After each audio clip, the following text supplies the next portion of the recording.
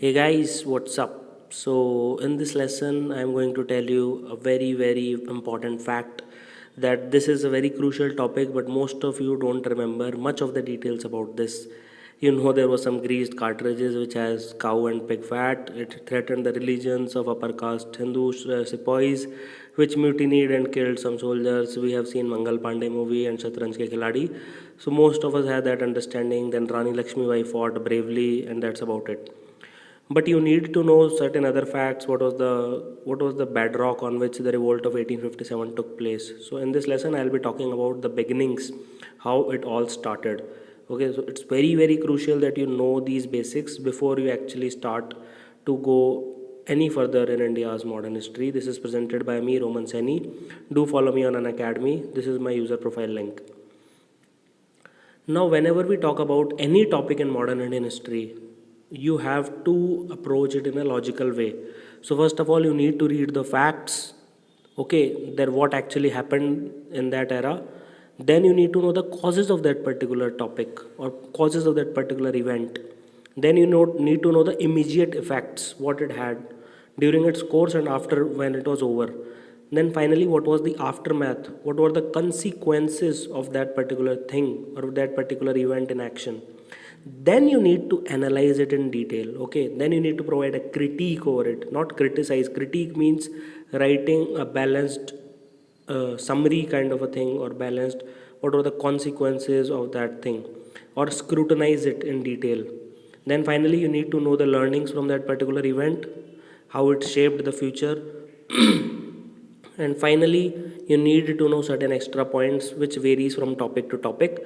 These are under the miscellaneous category. So in the same way we will analyze the 1857 event. So what it is, then what were the causes, social, economic, political, administrative and religious causes, what were the facts involved, how it progressed, then what was the analysis of that, then what were the points of success if it succeeded at all, then what were the major causes of failure of Indian rebellion of 1857, and finally the aftermath, the consequences, how it inspired our national struggle for freedom. Then what was going on in the parallel timelines, who were the main leaders, this will all come in the miscellaneous points. How it affected the Hindu Muslim unity, what was the consequence, all this will come in the miscellaneous point. Okay, so let's start. First thing first, there is no direct British rule till that point of time in India. Okay, so British here means East India Company. So because Crown did not have sovereignty or suzerainty over Indian territory, so technically we were being ruled by the company. That's why it is called as Company Raj till that point.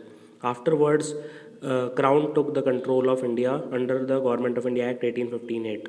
1858. Okay, 1858. Now, mutiny is a term which is usually reserved for armed forces. So, when troops they do some rebellion, that is called as mutiny. Okay, rebellion literally means it's a very generalistic term. Mutiny is a very small specific term which is reserved for armed forces. When troops do not follow the orders, when troops deliberately disobey the orders, when troops go on strikes, when troops go on some seditious talks, that is called as mutiny. Okay, so please remember, mutiny is very small specific term. Rebellion and revolt are very big terms which encompasses everything. Now, Indian rebellion of 1857, what are the basic facts about it? So these are the facts. Okay, so the first is the 19th native infantry at Barhampur. Okay, this is the first thing.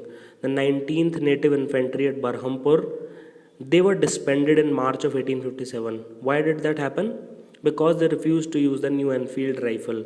And why did they refuse to use that? You all know the cartridges and all that problem, that we will talk about that in detail in the causes. Then the 34th native infantry, very famous person, Mangal Pandey, he shot his own sergeant major of his own regiment. Okay, now obviously because of this he was executed and regiment was completely disbanded, but he became somewhat of a folklore, and there is a movie also in him in which he is portrayed by Amir Khan. Now, the 7th Awadh Regiment, you can also spell it AWADH. It was also disbanded because of the similar reasons. Now comes the main important point, the Meerut Revolt, the Meerut Uprising, which was the start of it. So, in April of 1857, 90 men of 3rd Native Cavalry, they did not follow the orders, okay, which were given to them to use the greased cartridges because it was laced with pork and cow fat. That was the rumor. I don't know, like nobody knows if it was true or not, but by and large it is considered it was truth. Okay, now when they were dismissed and sentenced, it marked the start of the revolt. So next day in Meerut, what happened is on the 10th May of 1857, all the regiment, they released the prisoners, they slaughtered the officers, they killed them, and they raised the revolt flags. Now with these flags, what was the next best thing? They can go to Delhi, which was the seat of the ruler, the Mughal emperor. Now they marched to Delhi. Meerut to Delhi is like 50 kilometers. So they killed Simon Fraser when they reached Delhi. He was a political agent. Okay. Now what is the next best thing which you can do? You can go to Red Fort. You can meet the Mughal emperor, and you can again proclaim him the Shahenshah Hindustan. So that is exactly what they did. On the morning of 11th May 1857, they reached the Red Fort. Bahadur Shah Zafar II, or the Bahadur Shah Zafar, whatever you want to call him, he was proclaimed Shahenshah Hindustan, which literally means the ruler of India. And as he was the last Mughal emperor, so he had the power in the name, not the actual power, but he has a powerful name. So Bahadur Shah Zafar agreed reluctantly because he was old, he was dependent on British pension, and he was very frail, fragile, he did not want any part in it, but they forced him, and finally he agreed, and he wrote letters to all the major rulers and influential people to rise against the British rule. This is important, to rise against the British rule and throw them out of power. So this is very, very critical. Okay, now how did it help? Basically it completely, now till now it was just a mutiny, but now since you have legitimized it by using a powerful name or powerful dynasty, it transformed completely this mutiny into a revolt, perhaps into a great rebellion, or even into the first war of Indian independence. So that was the power, that was the magic of proclaiming Bahadur Shah Zafar as the Shahenshah Hindustan. So this is very critical, which people miss out, that though he did not play any active role, agreed, but his name carried powerful. Again, it was all because of past glory of Mughal Empire, the Delhi Sultanate. So Delhi was the heart, okay. So Delhi, Red Fort, all these are heart of Indian like polity till that point of time. Even today, a point of leadership was oriented now. Now people know in which direction they need to orient their efforts of revolt, even if only namesake, okay. And now it gave an anchor to the entire revolt. Now they know the fulcrum around which they can revolve. So the time period of revolt is always started from 10th of May 1857, not because of Mangal Pandey, but it is because of the Meerut uprising. And till 20th June 1858, the fall of Gwalior. Okay, little over a year. So this is a very catchy phrase which they use in the books. Little over a year it lasted, but it completely transformed India. So it lasted for 1 year, 1 month and 10 days. So now, Indian rebellion of 1857, areas which were affected by this. So I first want you to focus on this rule of thumb. So as a rule of thumb, the Western India, the Eastern India and the Southern India were largely unaffected. West and East were very slightly affected. South India was almost completely unaffected. Okay. North India, Northwest India and Central India, they were the main participants or the belligerent country region. Okay.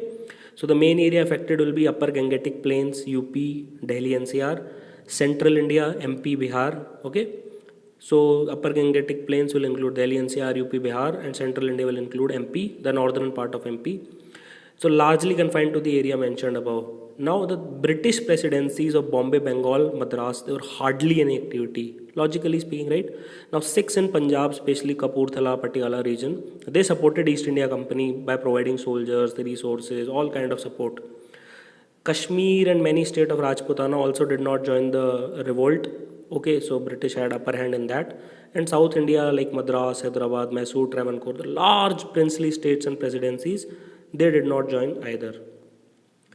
So these are some of the pics of Meerut revolt. As you can see, these are the soldiers, they are rising, they are fighting against their officers, they have killed many of them. And these are some of the nostalgic pics which remind of the Great War which India fought, which completely transformed our national struggle. So let's continue this series. I hope you like this. Thank you for watching the lesson. Have an awesome day.